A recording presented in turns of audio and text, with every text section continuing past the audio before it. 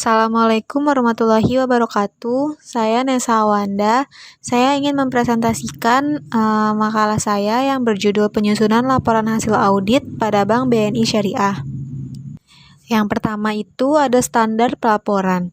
Bank Syariah mempunyai tanggung jawab lebih kepada stakeholder untuk meyakinkan dan menjelaskan bahwa produk, jasa, dan operasionalnya telah sesuai dengan prinsip syariah. Dengan tidak terpenuhi prinsip syariah tersebut akan menghadapkan bank syariah pada resiko reputasi. Oleh karena itu, proses pengawasan atau pengauditan sangatlah penting untuk menilai apakah kinerja industri perbankan syariah sudah sesuai atau belum dengan standar yang berlaku umum. Standar yang digunakan dalam proses audit syariah adalah dengan menggunakan Standard Accounting and Auditing Organization for Islamic Financial Institution atau AAOIV yang menyelidiki tingkatan kepatuhan audit syariah dalam suatu lembaga keuangan Islam. Dalam mengukur tingkat kepatuhan Bank Islam apakah sudah konsisten dengan standar AAOIV atau belum, kita dapat melihat dari segi laporan keuangan yang diungkapkan, apakah sudah disajikan sesuai dengan standar yang berlaku atau belum. Selanjutnya ada standar pelaporan audit mencakup 4 poin. Yang pertama itu, laporan audit harus menyatakan apakah laporan keuangan telah disusun sesuai dengan prinsip akuntansi yang berlaku umum. Standar pelaporan yang pertama ini tidak mengharuskan auditor untuk menyatakan tentang fakta, namun standar tersebut mewajibkan auditor untuk memberikan pernyataan atau pendapat mengenai apakah penyusunan laporan keuangan sudah dilaksanakan dan disajikan sesuai dengan prinsip akuntansi yang berlaku secara umum. Yang kedua, ada hasil laporan auditor harus menunjukkan apabila ada ketidakkonsistenan penerapan prinsip akuntansi dalam penyusunan laporan keuangan periode berjalan dengan penerapan pada periode sebelumnya. Standar ini disebut juga sebagai standar konsistensi, yang bertujuan menuntut auditor independen untuk memahami antara konsistensi dengan daya banding laporan keuangan.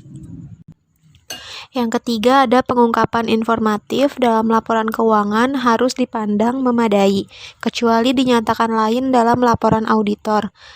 Penyajian laporan keuangan yang berisi pengungkapan informasi yang sesuai dengan prinsip akuntansi yang memadai atas hal material yang meliputi bentuk, susunan, isi laporan keuangan, serta catatan atas laporan keuangan.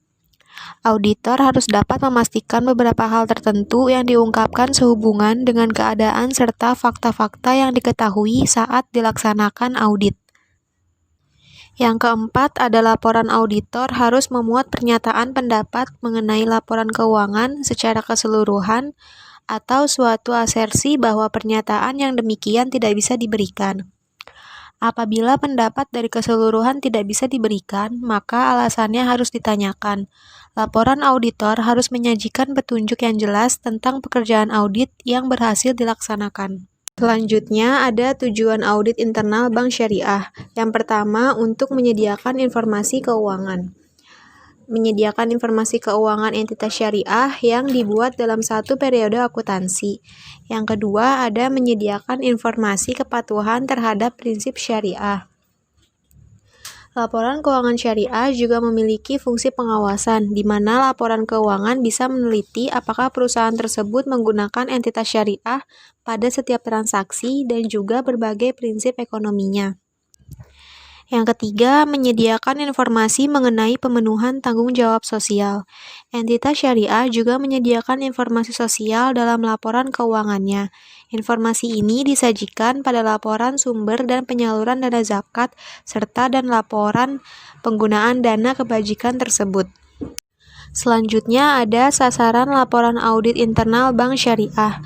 Kegiatan pemasaran yang dilakukan suatu perusahaan dengan memiliki beberapa tujuan yang hendak dicapai, baik tujuan jangka pendek maupun tujuan jangka panjang.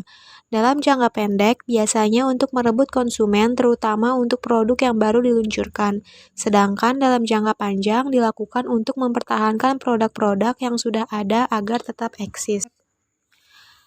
Konsep pemasaran menyatakan bahwa kunci untuk mencapai sasaran organisasi tergantung pada penentuan kebutuhan dan keinginan pasar sasaran.